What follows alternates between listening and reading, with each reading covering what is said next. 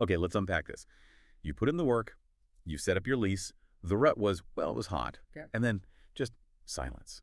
Crickets. It really feels like the deer just packed up and left, you know? It's that classic moment. I think every hunter knows it. The woods go quiet. Animals seem to just poof, vanish into thin air, especially after a busy season. So this deep dive, we're trying to unravel that mystery. Where did the deer go after the rut? Specifically thinking about a hunting lease. And our mission really isn't just finding them, but understanding their pretty sophisticated survival tactics. We're digging into this really insightful blog article, The Rut is Over, Where Did the Deer Go? It's part 4 of 5 in a series called Secrets to a Hunting Lease by Sean Brog, and it gives a great hunter's perspective on deer behavior and what actually works post-rut. Absolutely. And I think the first big insight from Sean here is, well, it's a bit of a game changer, isn't it? The deer don't just vanish. They adapt. They really do. Yeah. And understanding that adaptation, that fundamentally shifts how you approach things after the rut. Right. So let's dive right into that first question then. Why do they seem to vanish? Because the source is super clear. Mm-hmm. They are definitely still there. They haven't, moved across the state line or anything. Exactly. They haven't packed their bags. What they have done is learned how to avoid you. And, can you blame them? Think about all the pressure. Well, yeah. The article points out some specific things. Like the truck pulling in, the sound of that truck door slamming. Mm-hmm. The author even calls that his, biggest personal issue with hunting partners. Oh, yeah, I can see that. It's loud.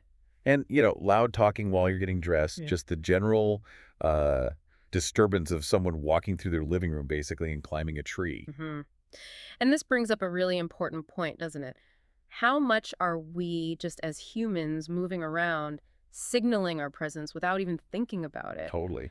The source really hammers home the deer's awareness, their acute awareness of disruption. It's really a testament to their survival instincts, Yeah. and how quickly they learn from pressure. So they're learning our patterns. Absolutely. And the article points out if you're still checking your trail cameras, you'll likely see they're still around. They've adjusted. They're moving almost exclusively at night now. Okay. So sitting all day might not be the best plan then. Probably not the most productive. According to the article, they've shifted their schedule. That makes perfect sense. Okay, so if they haven't vanished, they've just gone nocturnal. What becomes their absolute top priority once that rut madness is over? Yeah, good question. It boils down to one thing: food. Their primary, absolute post-rut imperative is food. Just calories. Exactly. Sean Brog puts it really plainly. Post-rut bucks are just beaten down, worn out from all the fighting, the running, the breeding. I bet. Weeks of that. Right. After 2 months of just intense activity, their bodies are seriously depleted. Their survival, it literally hinges on finding enough calories fast. That biological drive just takes over. It becomes the main motivator for any movement they make. They absolutely need food, and lots of it, to restore that depleted nutrition and just make it through the winter. Wow. So after that incredible physical output, their bodies are just running on empty. Yeah. And speaking of that intense activity, the source actually shared a couple of really surprising biological facts about the rut itself. Kind of interesting little tidbits. Oh, yeah. Yeah. Could you know? Apparently, it's possible for twin and even triplet fawns to be sired by different bucks. Get out. Yeah. So that means sometimes twin or triplet fawns aren't actually full siblings genetically, at least not on the father's side. How wild is that? That is wild. It really speaks to the intensity and just the complex dynamics of that whole period, doesn't it? It really does. And, staying on the rut for a second, the source reminds us it has those 3 distinct phases. Right. The seeking, chasing, and tending. Exactly. Seeking, where the bucks are actively looking for does in estrus. Then the chasing, that high-energy pursuit once they find one. And finally, tending, where they'll actually stick with her for breeding. It's this whole elaborate dance that, clearly takes a massive toll. No kidding. It puts that need for food afterwards into perspective. Definitely. So, okay, we know they're desperate for food. What can a hunter actually do with that information? Does, Mother Nature ever give us a little help in forcing them to move, even when they're trying to lay low? Oh, absolutely. Mother Nature can be your best friend sometimes. The source mentions how some seasons can be, unseasonably warm, which makes hunting tough. Deer don't need to move as much. Right. But it really emphasizes the benefit of those single-digit temperatures, that flat-out bitter cold weather. The kind you really don't want to get out of bed for. Exactly. But for an animal living outdoors, that kind of cold makes lying around all day pretty much impossible. It forces them to get up and move just out of sheer necessity to generate body heat and find food. Gives you a much better chance. Okay, so the miserable days for us are potentially good days for seeing deer. What kind of food are they desperately seeking then when it's that cold? What's the strategy? Well, when it's that cold, they have to move, right? They're looking for high carbohydrate stuff. The article specifically mentions corn or acorns. Even a cut bean field can be a draw. Things with energy. Gotcha, high energy food. Yeah, that biological need just overrides their caution sometimes. So, the recommended strategy. Set up downwind of the trail you maybe first hung your stand on back earlier in the season, and wait them out. But remember, they're still going to be wary. Still spooky. Oh, yeah. Very skittish. And likely showing up right at last light in the evening, that final hour. So let's translate that for someone heading out. It means those coldest days, the ones that make you want to huddle inside with hot chocolate. Those are precisely when you need to bundle up and be out there, especially for that last hour of daylight. Yeah. It feels counterintuitive, maybe, but sounds incredibly effective if you're looking for that last chance at a big buck. That's the idea. It's leveraging their needs against their caution. Now, what about the scenario where your hunting lease just doesn't have a big primary food source, like no cornfield, no major oak flats dropping acorns? Yeah, that's a common situation. The article tackles that too.